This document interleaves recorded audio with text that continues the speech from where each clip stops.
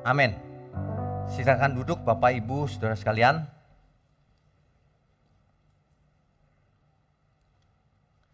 Sesungguhnya relasi antara manusia dengan Tuhan itu yang mengatur adalah Tuhan sendiri. Sebab segala sesuatu dimulai oleh Tuhan. Tuhanlah yang menciptakan semua yang ada ini. Dari tidak ada menjadi ada. Tuhan juga yang akan mengaturnya. Seluruh sistem yang ada. Manusia hanya mengikuti kehendak Tuhan. Harusnya demikian. Itulah sebabnya Tuhan membuat perjanjian dengan manusia. Semuanya diikat dengan suatu perjanjian. Ketika Adam mula-mula diciptakan, Tuhan membuat perjanjian dengan Adam. Bukan tanpa janji, bukan tanpa aturan, ada aturannya, ada sistemnya. Selayaknya sebuah perjanjian, ada hak atau fasilitas, ada kewajiban, ada sanksi tentunya. Dan ada rewardnya, ada upahnya. Perjanjian kan begitu. Yang harus ditaati berbagai pihak yang termasuk di dalam perjanjian itu. Dalam kasus ini, Tuhanlah yang membuat perjanjian sepenuhnya. Kalau di perjanjian di dunia ini kan dua pihak ya. Kalau dalam kebenaran ini, Tuhanlah yang membuat perjanjian, tetapi manusia dilibatkan di dalamnya. Perhatikan baik-baik ini. Tuhan mengadakan perjanjian dengan manusia sejak awal penciptaan. Coba kita baca ya. Hosea 6 ayat 7. Hosea pasal 6 ayatnya yang ke-7. Saya bacakan ya. Tetapi mereka itu telah melangkahi perjanjian di Adam. Di sana mereka telah berkhianat terhadap aku. Kalimat ini kalau dibaca kok aneh ya, melanggar perjanjian di Adam. Ternyata saya periksa teks aslinya lebih cocok kalau begini. Tetapi mereka telah melangkahi atau melanggar perjanjian seperti Adam. Ternyata begitu harusnya. Mereka itu melangkahi atau melanggar perjanjian seperti Adam melanggar. Rupanya ada perjanjian antara Allah dan Adam. Nah, Adam ternyata melanggar perjanjian itu. Adam, jangan kau makan ya buah itu. Kalau kamu nurut, kamu hidup kekal. Tapi kalau kamu makan buah itu, kamu gak nurut artinya. Artinya kamu tidak percaya dengan ucapanku. Artinya kau tidak mempercayai aku. Kau lebih percaya pada pihak lain. Kau binasa. Tapi Adam rupanya tidak bisa dipercaya. Ia lebih percaya perkataan si ular itu melalui istrinya, Hawa. Jadi sejak awal sudah ada perjanjian, saudara. Contoh lagi ya, Kejadian pasal 9, ayat 14 sampai 15. Ini adalah perjanjian antara Tuhan dengan Nuh dan seluruh keturunannya. Sudah kita bahas di sesi minggu yang lalu. Bagi saudara atau Bapak Ibu yang belum pernah mendengar arti pelangi yang sebenarnya, dengarkan khotbah yang minggu lalu. Mulai sekarang kita mengerti ya, saudara, kalau kita melihat pelangi, semua orang mengartikan itu kesetiaan Tuhan. Benar, tapi jangan berhenti. Tuhan sangat setia. Kalau kita lihat hujan, nah ini hujan nih, mungkin ada pelangi. Begitu lihat pelangi, perjanjian antara Allah dan antara Tuhan dan manusia. Bahwa bumi tidak akan dilenyapkan oleh air bah lagi, tetapi oleh api. Jadi kalau kita lihat pelangi, indah ya, tapi di balik pelangi lebih indah lagi. Ada langit yang baru, bumi yang baru. Oleh sebab itu betapa suci dan salehnya kita hidup. Jadi kalau saudara, Bapak, Ibu sekalian lihat pelangi, itu artinya apa? Ada langit baru, bumi baru di balik pelangi. Nun jauh di sana. Artinya apa kita lihat pelangi? Betapa suci dan salehnya kamu harus hidup. Itu artinya. Sebab kalau tidak, bumi dimusnahkan. Bukan dengan air bah lagi, tapi dengan api. Nah, orang yang tidak taat ditinggal di bumi ini.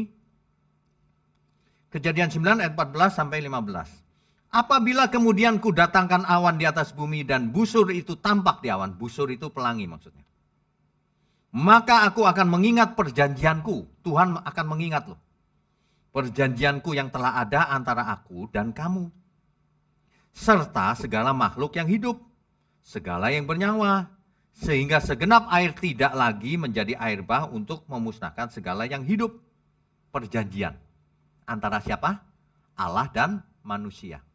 Ingat itu. Kita itu terlibat dalam suatu perjanjian. Tuhan yang buat perjanjiannya loh.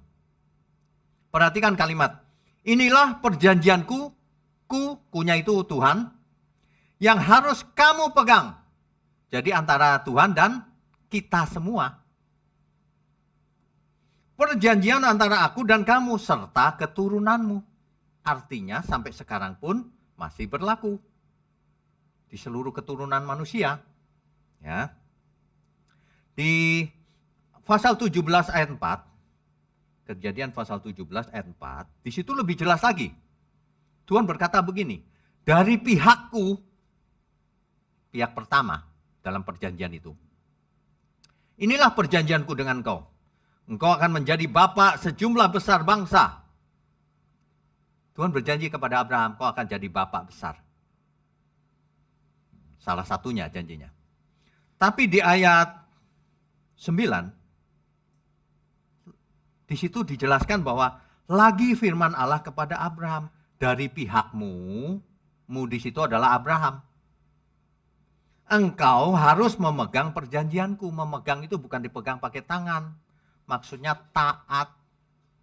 Jangan melanggar perjanjian. Engkau dan keturunanmu turun-temurun. Jadi kalau Tuhan membuat perjanjian selalu dua pihak. Perhatikan baik-baik. Jadi sangat salah kalau ada teologi yang mengajarkan Tuhan menentukan segalanya. Yang ini binasa, yang ini selamat. Bukan. Tuhan melibatkan manusia. Bukan perjanjian itu sepihak, aku yang buat. Suka-suka aku si A selamat, si B binasa. Suka-suka aku, nanti si itu selingkuh, si itu cerai. Salah itu. Ada loh seorang gembala yang bicara begini di mimbar. Saudara tahu nggak, saya cerai sama istri saya, Tuhan yang menentukan. Waduh, bisa segila itu. Kalau orang teologinya salah, bisa segila itu. Padahal Tuhan melibatkan kita sebagai bagian dari perjanjian itu. Bukan dijadikan robot biologis. Bukan ditakdirkan, nasibmu memang begitu. Bukan. Amin ya. Ingat baik-baik. Dari pihakku, selalu begitu Tuhan. Dari pihakmu, ada tugasnya masing-masing. Ada kewajiban, hidup ini punya kewajiban. Bukan tidak ada kewajibannya. Tuhan sudah mati di kayu salib, aku sudah selamat. Kita nggak usah ngapa-ngapain bro. Salah itu. Kewajibanmu apa kalau sudah diselamatkan oleh Tuhan di kayu salib? Ya. Bahkan ada perjanjian yang sangat penting. Yang amat sangat penting. Kejadian 12 ayat 3.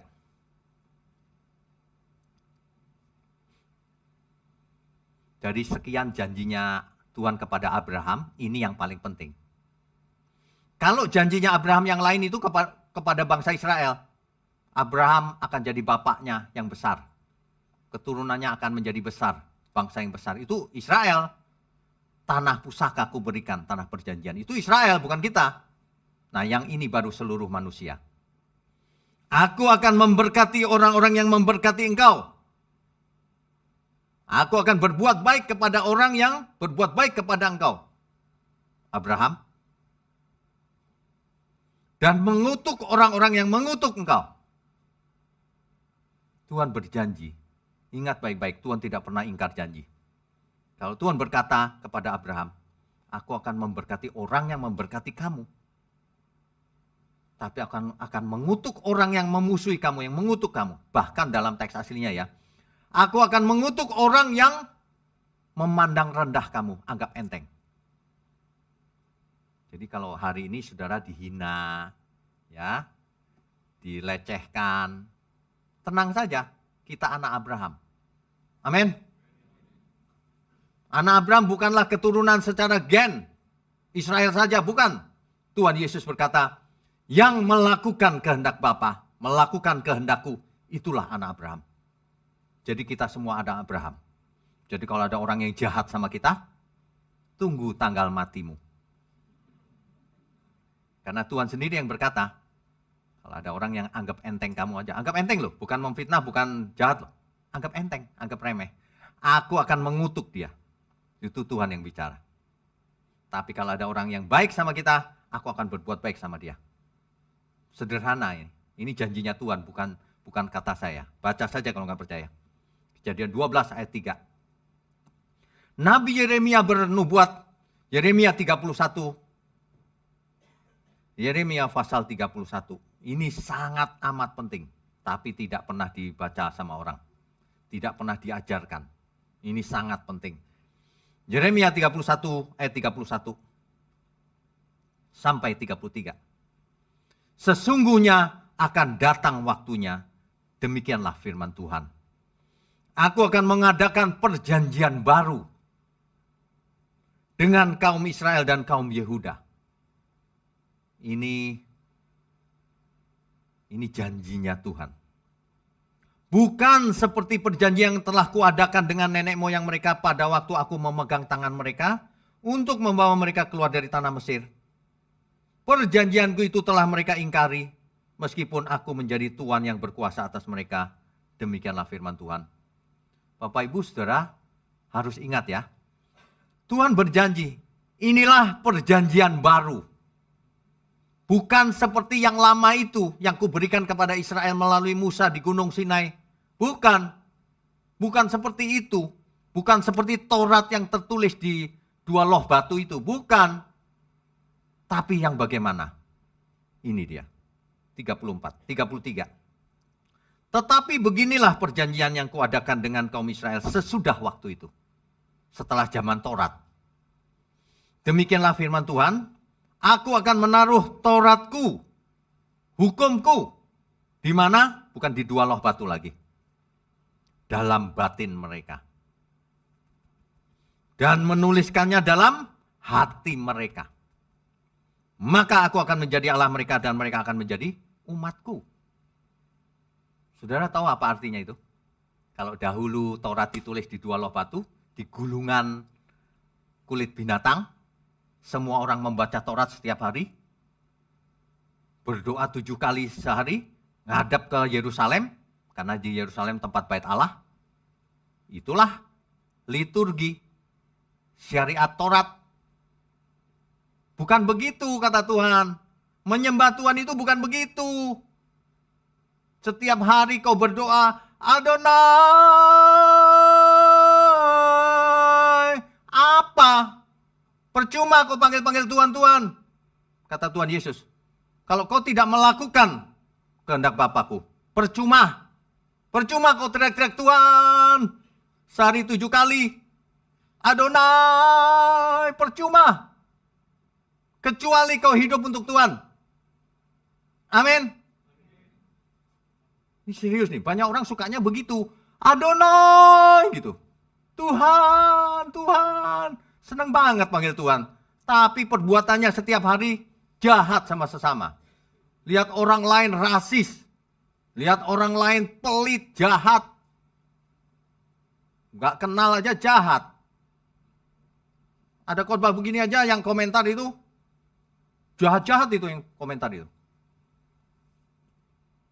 Begitu mau masuk surga. Surga nenekmu emang. Kadang-kadang saya gemes, saudara. Bukan marah bagaimana, bukan. Nanti kau binasa kalau kau begitu terus. Tuhan tidak menginginkan seorang pun binasa. Ayolah kita belajar. Ya, jangan pakai pikiranmu sendiri. Alkitab itu luar biasa. Masalahnya ada banyak pengkhotbah nggak belajar. Ayat yang dipakai itu melulu. Tentang kemakmuran, tentang kekayaan dunia. Janji Tuhan yang sangat hebat nggak diajarkan. Akibatnya orang Kristen nggak jadi hebat.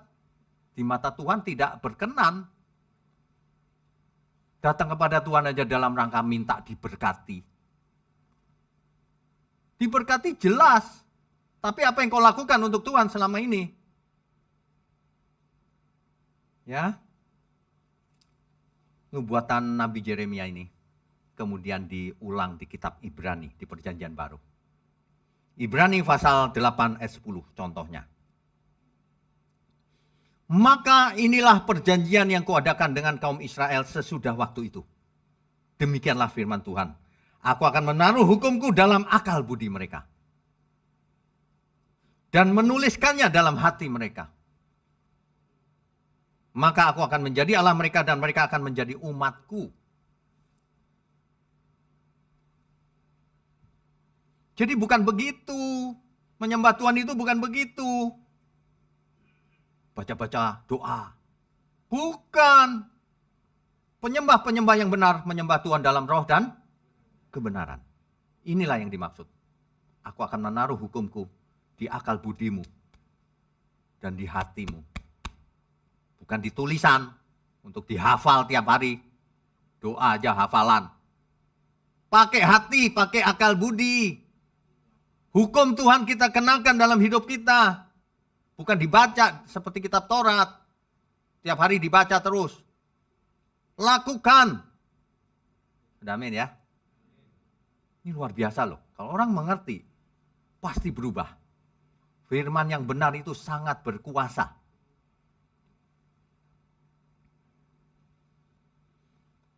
Ini hukum Tuhan ada di akal budi ini.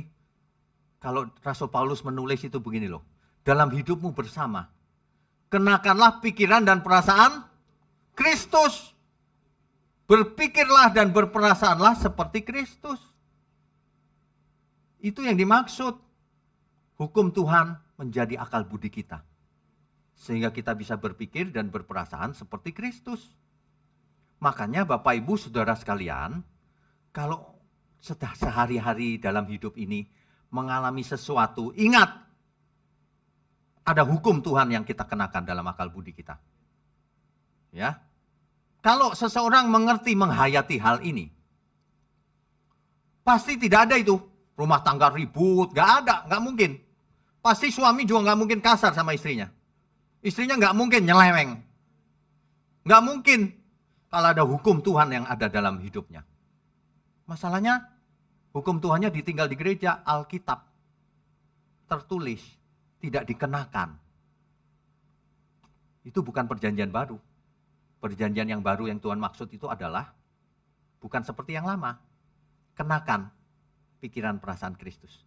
Kenakan hukum Tuhan yang benar, Taurat Tuhan yang benar di akal budi kita. Di hati kita. Itu yang benar. Ya. Tuhan Yesus menegaskan, wah ini luar biasa ini. Lukas 22 ayat 20. Lukas 12 ayat 20. Lukas 22 ayat 20. Demikian juga dibuatnya dengan cawan sesudah makan. Ia berkata, cawan ini adalah perjanjian baru oleh darahku. Saudara, kalau sebentar lagi kita mengadakan perjamuan kudus, ingat, ini perjanjian antara Tuhan dan kita semua. Luar biasa enggak? Kita masuk dalam suatu perjanjian. Jangan dirubah-rubah. Nanti kalau minum ini jadi sembuh penyakitnya. Bukan, ini perjanjian. Ini perjanjian yang menyelamatkan, bukan menyembuhkan fisik. Kalau cuma penyakit sembuh kecil buat Tuhan. Enggak perlu perjamuan kudus, kuasa Tuhan bisa turun langsung. Perjamuan kudus ini mengingatkan ribuan tahun yang lalu Tuhan mati di kayu salib. Inilah darahku, perjanjian yang baru bagimu, yang dimateraikan oleh darahku sendiri. Bapak Ibu, saudara ingat gak di perjanjian lama, seorang imam besar setahun sekali masuk ke ruang Maha Kudus. Sekarang Tuhan Yesus masuk ke ruang Maha Kudus sekali untuk selamanya, untuk kita semua. Amin. Betapa luar biasanya. Tuhan melintasi segala langit, seluruh jagat raya. Mendarat di bumi, masuk ke rahim Maria. Demi suatu misi yang hampir impossible, menjadi possible. Itulah yang kita khotbahkan 2 minggu yang lalu atau 3 minggu yang lalu. Ikuti terus saudara kalau mau berubah. Jangan dengar firman yang tidak alkitabiah. Gak bosan dari dulu mendengar begituan. Kamu akan kaya. Apa itu? Kalau ikut Tuhan itu bukan soal kekayaan dunia. Berkat itu nanti Tuhan berkati juga kalau kita kerja keras. Gak kaya juga gak apa-apa. Asal ada makanan, pakaian cukup. Saudara ini serius gak sih sama firman Tuhan? Banyak orang gak serius. Kalau baca Alkitab dipilih-pilih dulu mana yang enak ya. Yang gak enak skip. Aduh, kadang-kadang saya lihat, aduh ini bagaimana ya. Sekarang begini saja. Perjanjian baru ini, oke kita baca satu lagi deh. 1 Korintus, mana ya? 1 Korintus pasalnya yang ke-11, ayatnya yang ke-25. Demikian juga ia mengambil cawan sesudah makan lalu berkata, cawan ini adalah perjanjian baru. Yang dimeteraikan oleh darahku. Dahulu imam besar mengorbankan darah domba. Sekarang sang imam besar kita mengorbankan darahnya sendiri. Sekali selamanya lunas dibayar. Perbuatlah ini. Perbuatlah perjamuan kudus ini. Setiap kali kamu meminumnya menjadi peringatan akan aku. Jadi saudara, kalau di gereja kita mengadakan perjamuan kudus, langsung kita ingat. Perjanjian baru itu dimeteraikan oleh darah Tuhan Yesus. Dan aku dilibatkan di dalamnya. Termasuk dalam perjanjian itu. Ada kewajiban, ada hak, ada sanksinya. Dan ada upahnya. Ingat itu perjanjian itu.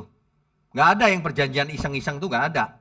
Di dunia saja kalau kita membuat perjanjian di notaris, selalu ada hak, kewajiban, sanksi, dan rewardnya. Kalau patuh, dapat apa saja. Kan begitu. Jadi, ini sebenarnya anugerah, saudara. Kita itu tidak buat apa-apa loh. Tapi Tuhan buat perjanjian dengan kita. Jadi inilah anugerah. Ya. Nah, yang jadi masalah adalah apakah saudara tahu isi perjanjiannya? Saudara itu gak perlu tanda tangan, Tuhan yang tanda tangan dengan darahnya. Kamu, kita ikut dalam perjanjian. Masalahnya saudara tahu gak isinya perjanjian itu apa? Kalau gak tahu nanti melanggar loh. Kalau melanggar, dibuang sama Tuhan, ditolak. Ya. Saya itu dapat satu lagu ya, tapi belum jadi utuh. Lagunya itu baru refnya saja, baru sepotong tentang hal ini. Ise itu. Kini ku sadari bahwa aku berhutang bukan kepada daging hingga binasa, tetapi kepada roh hingga ku hidup kekal. Engkau jadikan aku anakmu. Baru refnya saja, tapi itu luar biasa. Saya diberi Tuhan tiba-tiba, wah iya Tuhan aku berhutang. Bapak ngarang itu, Kita baca ayatnya. Roma 8 ayat 12 sampai 14. Ayat 12-nya saja. Jadi saudara-saudara, kita adalah orang berhutang. Tetapi bukan kepada daging supaya hidup menurut daging. Sebab jika kamu hidup menurut daging, kamu akan binasa. Tetapi jika kamu hidup menurut roh, kamu akan mematikan perbuatan-perbuatan tubuhmu, kamu akan hidup kekal. Amin, saudara. Jadi semua kita mulai sekarang harus sadar sesadar-sadarnya. Kini ku sadari bahwa aku berhutang bukan kepada daging hingga binasa, tetapi kepada roh hingga ku hidup kekal. Engkau jadikan aku anakmu. Kalau orang sampai tidak mengerti, waduh, rugi besar dia. Tuhan sedang jadikan kita anaknya. Jangan hidup menurut daging. Hiduplah menurut roh. Sebab orang yang dipimpin oleh roh, dialah anak-anak Allah.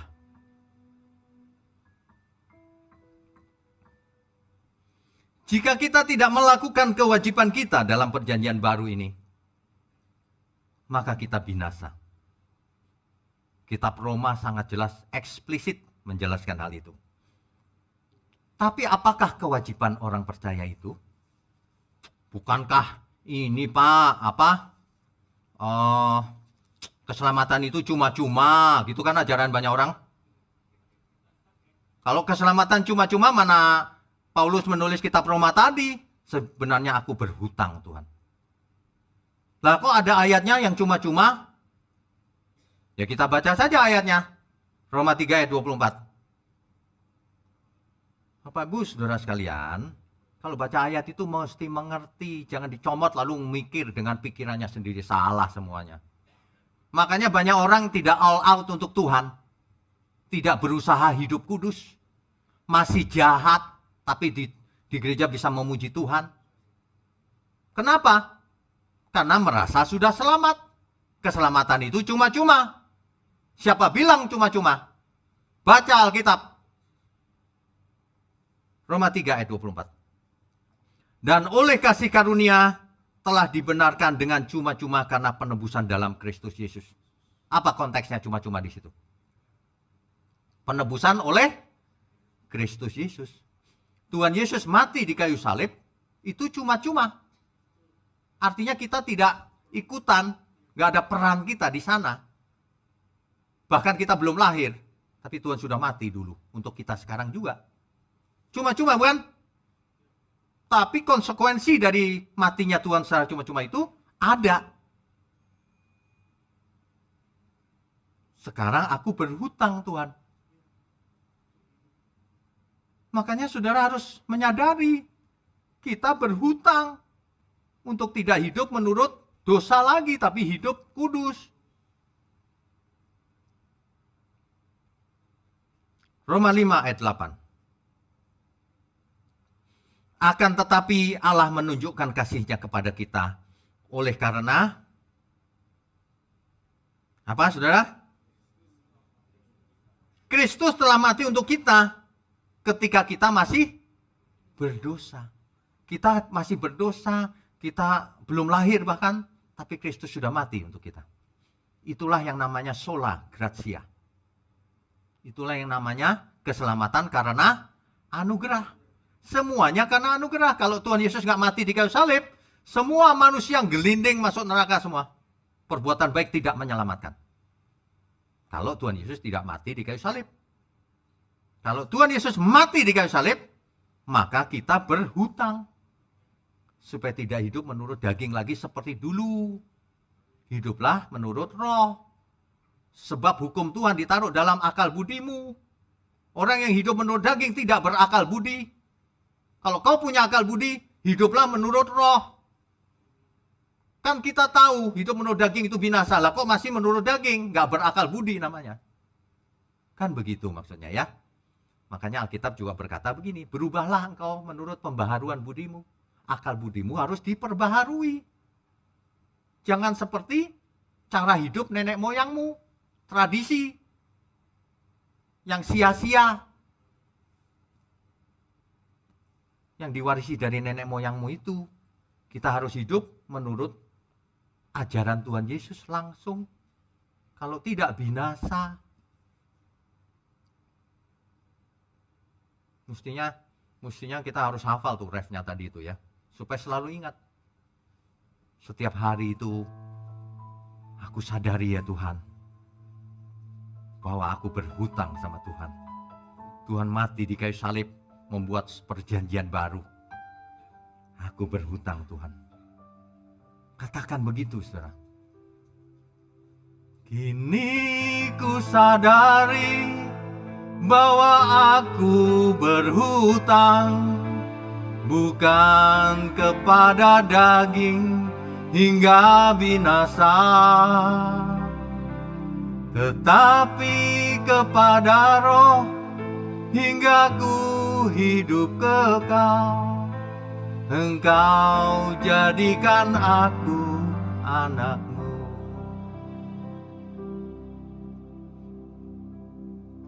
Jangan diabaikan kalau Alkitab kita mengajar. Jangan pilih-pilih ayat. Dari dulu tidak suka khotbah yang keras, artinya kau pilih-pilih ayat.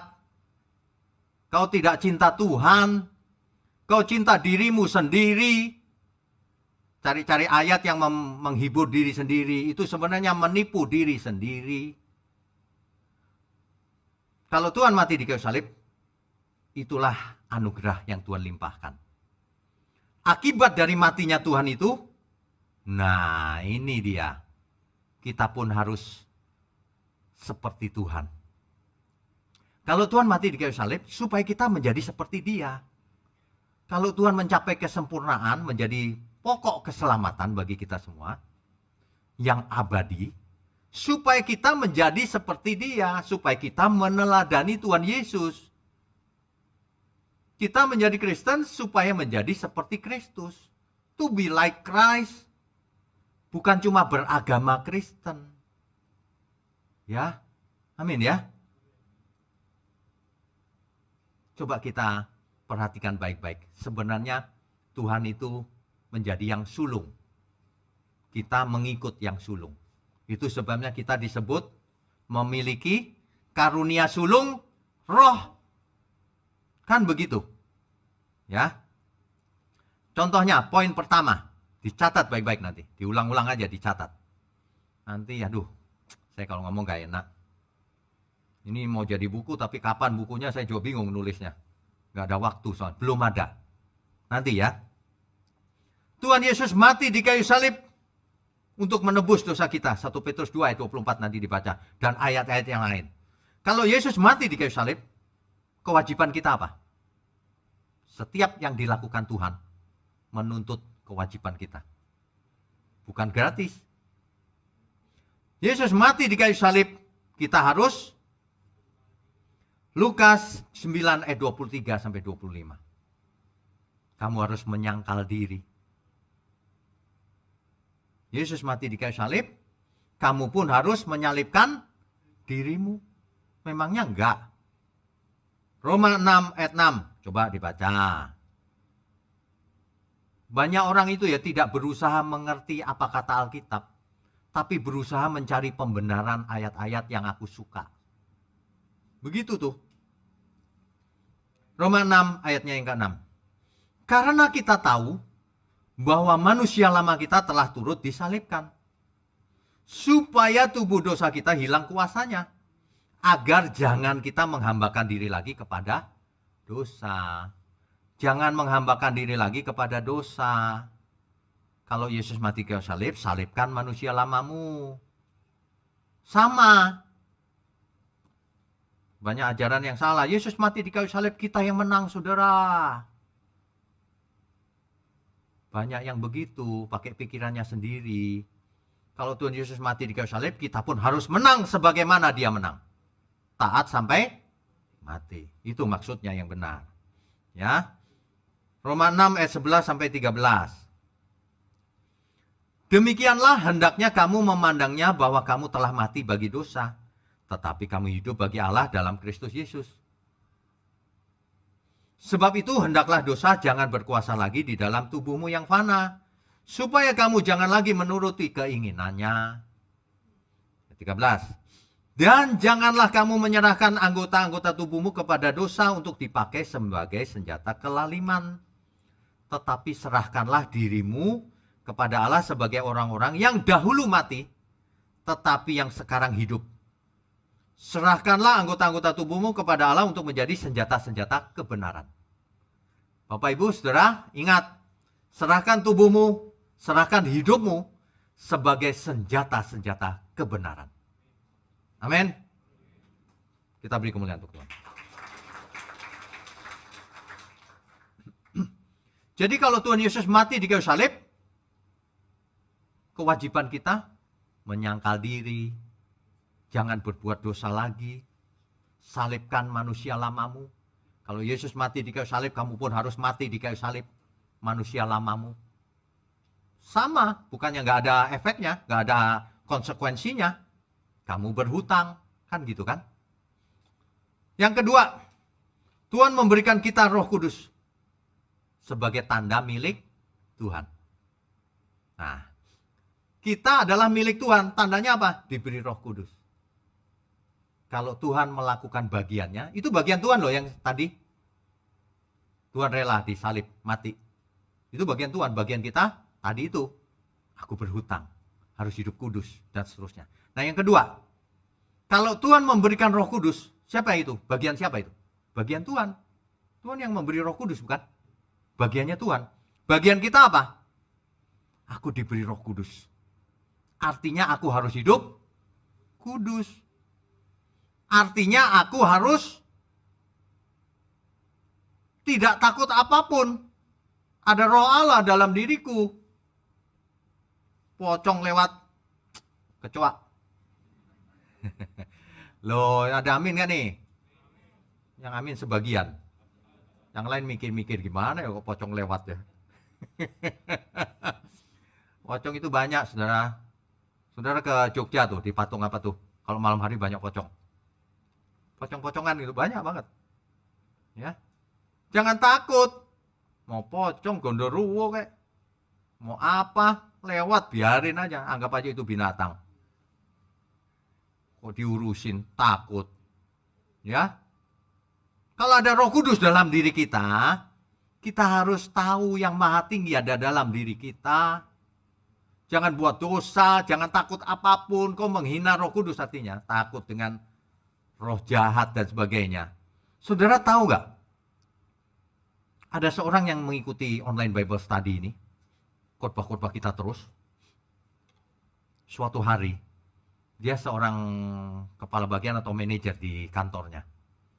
Suatu hari anak buahnya ada yang kerasukan. Kerasukan setan. Lalu didoain sama banyak orang. Panggil tetangga, panggil ini, doain macam-macam gitu. Gak bisa juga. Akhirnya dia. Tapi dia gak pernah ngusir setan. Jadi dia coba-coba aja dengerin terus khotbah kita kan. Dia coba. Dalam nama Yesus, keluar setan. Langsung sembuh. Langsung sadar. Semua anak buahnya kaget. Loh, kok begitu ya? Jadi pembicaraan di kantor itu. Dia telepon saya. Begitu ya Pak? Iya kan saya udah bilang Roh Allah tinggal dalam diri kita. Kamu banyak orang gak percaya sih. Coba yakini. Kalau saya ketemu dukun atau ketemu apa, gak peduli saya. Malah bisa saya ancam balik. Kamu mati loh kamu. Kamu binasa kok. Iya. Jangan takut ada Roh Allah dalam diriku. Ada amin? Kita beri kemuliaan untuk Tuhan. Kita adalah milik Tuhan. Tandanya roh Allah ada dalam diri kita. Roh Kudus. Yang ketiga. Harus tahu kewajibannya ya. Kita itu diberi Alkitab. Buat apa? Bantal. Buat apa? Dipelajari, harus mengerti. Roma 1 ayat 16 sampai 17 nanti dibaca sendiri aja. Injil itu kekuatan Allah yang menyelamatkan. Tanpa Injil tidak ada seorang pun selamat. Bagaimana manusia mau mengerti kehendak Tuhan kalau nggak ada Injil? Nggak bisa mengerti. Seseorang yang nggak mengerti kehendak Tuhan binasa. Biarpun itu dipilih Tuhan sebagai umat Tuhan. Umatku binasa karena tidak mengenal Allah. Kenapa tidak mengenal? Karena engkau menolak pengenalan itu, nggak mau belajar. Sekarang ada Alkitab, kau nggak mau belajar, binasa. Injil itu kekuatan Allah yang menyelamatkan. Dicatat baik-baik itu. Jadi, Injil kan Tuhan yang memberi. Apa bagian kita? Bagian Tuhan memberikan Injil. Bagian kita? Belajar. Lakukan. Belajar pengertiannya, belajar melakukannya. Kalau tidak percuma. Ke gereja rajin kasih persepuluhan itu percuma kalau tidak melakukan kehendak Tuhan. Ya. Yang keempat. Allah turut bekerja dalam segala hal untuk mendatangkan kebaikan. Roma 8 ayat 28. Artinya, apapun keadaan Bapak Ibu Saudara sekalian. Aku sedang kesulitan ekonomi, Pak. Itu pun mendatangkan kebaikan. Ada amin? Semua hal mendatangkan kebaikan. Jika, ada jikanya tapi. Jika kita mengasihi Tuhan. Coba dibaca itu Roma 8 ayat 28. Hanya berlaku bagi orang yang mengasihi Tuhan. Sebab kalau kita mengasihi Tuhan, kita akan mendapatkan hikmatnya yang benar dari peristiwa itu. Meskipun aku berjalan dalam lembah kekelaman, gak masalah. Orang yang mengerti itu luar biasa hidupnya. Meskipun aku berjalan dalam lembah kekelaman, aku tidak takut bahaya. Sebab gadanya yang menghibur aku. Wah, itu luar biasa itu. Ya, hidup ini cuma sekali loh. Jadi kalau banyak orang tidak mengerti, rugi sih. Dia rugi sendiri. Makanya kalau ada konflik dengan sesama, itu seperti kata Amsal. Amsal 27 ayat 17 itu, besi menajamkan besi, manusia menajamkan sesamanya. Itu pun mendatangkan kebaikan. Apa itu kebaikan? Mematangkan karakter kita. Membuat kita makin mengerti penyertaan Tuhan. Membuat melatih kita untuk bisa mengampuni orang yang bersalah kepada kita. Bisa melatih kita menjalani hidup-hidup yang sederhana, cara hidup yang sederhana. Asal ada makanan, pakaian cukup. Jangan sampai kita terseret oleh dunia ini. Nanti ketika Tuhan Yesus datang kembali, itu bagian Tuhan tuh yang datang kembali. Kita nggak bisa ngapa-ngapain. Tuhan akan menjemput kita. Tapi keadaan kita akan ditanya Tuhan. Masih adakah iman di bumi? Iman itu pasti ada perbuatannya. Iman tanpa perbuatan seperti tubuh tanpa roh. Pada dasarnya mati. Kan begitu. Jadi iman yang benar itu harus ada perbuatannya. Bukan pasif. Kan banyak orang imannya pasif. Aku sudah percaya Yesus, Pak. Mengaku dengan mulut. Percaya dengan pikiran. Tapi pasif. Tidak melakukan kehendak Tuhan. Tidak jadi berkat. Pelit, jahat hatinya. Pasif, binasa itu. Yang lebih mendingan sedikit adalah yang reaktif. Reaktif itu kalau ada apa-apa, baru dia nolong. Tapi iman makin lama makin dewasa, aktif. Aktif melayani. Bukan hanya di gereja, di pekerjaan, dimanapun aktif. Hidup kudus, jadi berkat. Tapi puncak iman itu proaktif. Proaktif itu apalagi ya Tuhan yang harus kulakukan? Mikir. Kalau kita menyerah nggak ada kemajuan. Berpikir keras. Ayo berpikir keras. Saya lagi berpikir lagi, kameranya tambah satu lagi tapi yang handphone, yang high definition. Jadi 4 kamera. Nanti di YouTube biar kenceng, tajam sekali. Bukan mau apa-apa. supaya orang mengerti kebenaran, supaya suaranya juga jernih. Kan begitu. Jadi kita mesti berpikir terus, proaktif. Apalagi ya Tuhan? Ada banyak sebenarnya yang bisa kita lakukan, saudara. Cari. Setiap kita tentu beda sih. Bagiannya beda-beda. Ya. Jadi kalau Tuhan Yesus mati di kayu salib, ya, itu maka kita harus ikut Dia. Amin. Kalau suruh ikut ke salib, aminnya pelan. Kita harus ikut, ku mau ikut Yesus, Tuhan dan Rajaku. Iya kan? Loh, kalau nggak mau ikut ya percuma. Untuk apa belajar Alkitab? Ya, sebenarnya iman yang dewasa itu justru mau ikut Tuhan Yesus. Bukan nyari-nyari perjanjian lama. Doa Yabes, apalagi. Jadi kepala bukan ekor. Cari-cari. Kalau kau Kristen, imanmu benar, kau akan cari Tuhan Yesus. Aku mau ikut Tuhan Yesus. Ku mau ikut Yesus, Tuhan dan Rajaku, walau sukar dan berat jalan salibmu. Di sisimu Tuhan, dalam penderitaan sampai kemuliaan bersamamu Tuhan. Mestinya begitu. Ingat ya, kalau kita jadi Kristen itu artinya seperti Kristus. Artinya mau ikut Tuhan Yesus. Ya. Sekali lagi saudara, yang tulus. Ku mau ikut Yesus, Tuhan dan Rajaku, walau sukar dan berat jalan salibmu.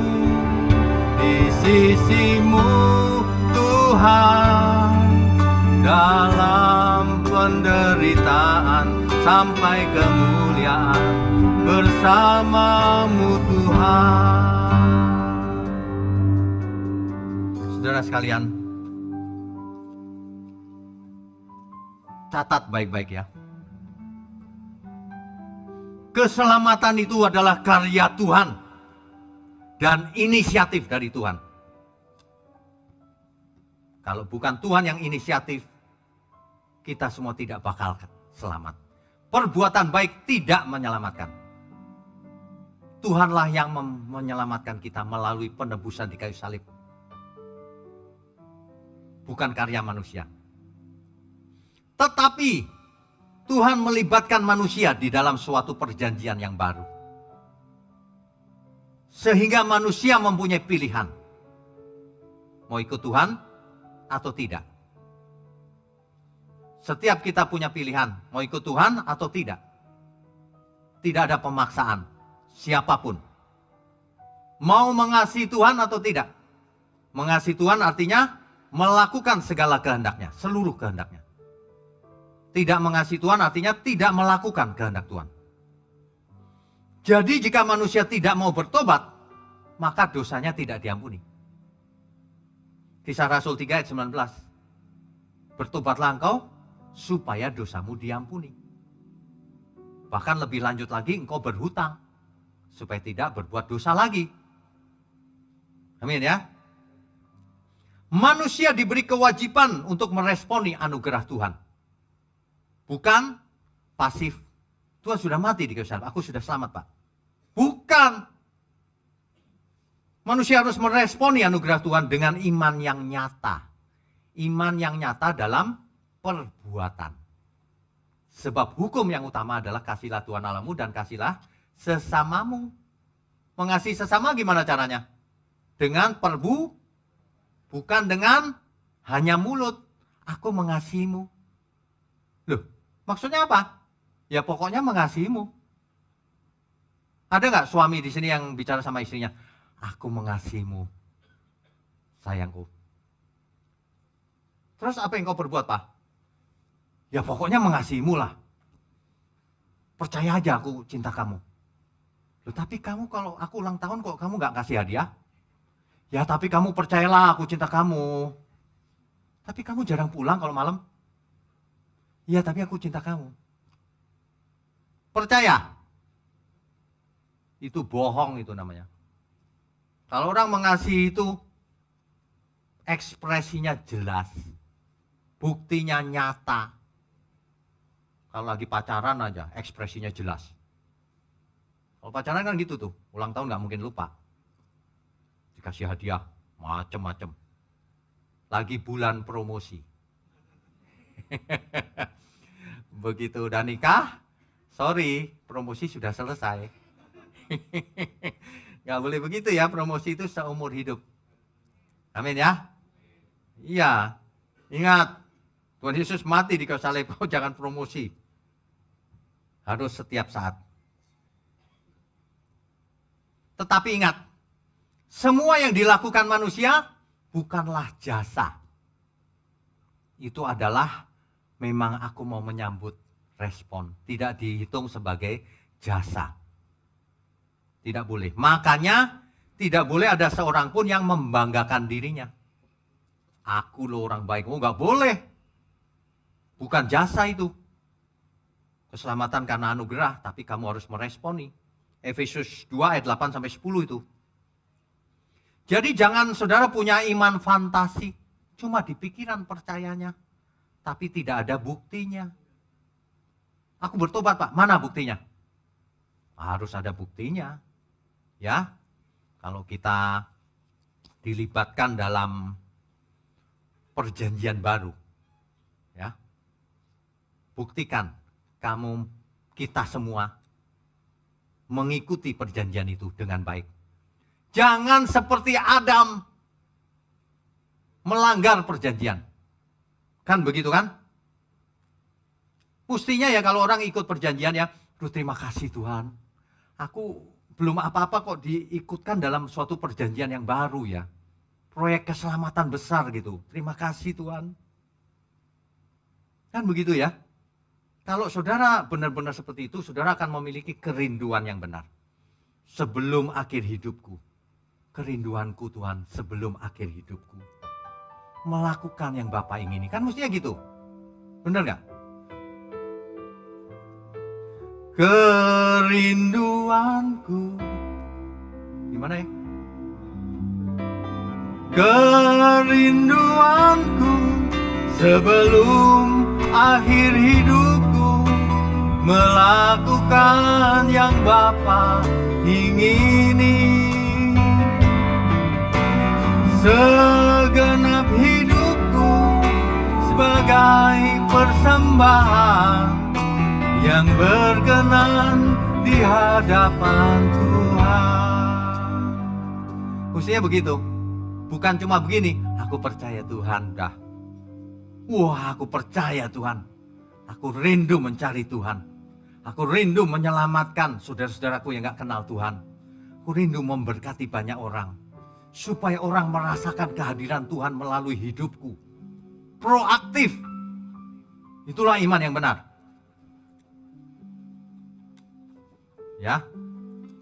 Tapi banyak orang tidak, bahkan tidak percaya saudara. Kalau kita bicara begini, itu kan kata pendeta gitu. Baiklah, nanti kita lihat. Orang akan menyesal, meraung-raung tapi tidak ada anugerah lagi suatu hari nanti. Oleh karena itu kita bersyukur kalau hari ini kita percaya Tuhan dan mendengar firman kebenaran. Amin ya. Kita beri kemuliaan untuk Tuhan. Sebentar kita akan mengadakan perjamuan kudus. Ingat baik-baik, inilah perjanjian yang dimeteraikan oleh darah Yesus. Darah Tuhan Yesus itu tidak murah, saudara. Tuhan mengorbankan dirinya sendiri. Sengsara karena salah kita, karena dosa kita. Ya, ingat baik-baik itu. Sesungguhnya sengsaramu karena salahku. Sesungguhnya deritamu karena dosaku. Sesungguhnya kedatanganmu gantikan tempatku, agar aku tak binasa. Sesungguhnya sengsaramu karena dosaku, sesungguhnya deritamu karena dosaku, sesungguhnya kedatanganmu gantikan tempatku, agar aku tak binasa. saya undang pelayan perjamuan kudus untuk maju ke depan. Silakan. Bapak, Ibu, saudara sekalian, terutama yang tidak hadir onsite, persiapkan roti dan anggur. Kalau tidak ada anggur bisa diganti dengan air putih bahkan atau teh ya atau sirup. Tapi yang lebih penting lagi adalah persiapkan seluruh keberadaan kita, pikiran perasaan kita. Tuhan mati untuk kita, saudara. Kita semua berhutang, tapi kita dimasukkan ke dalam perjanjian yang baru.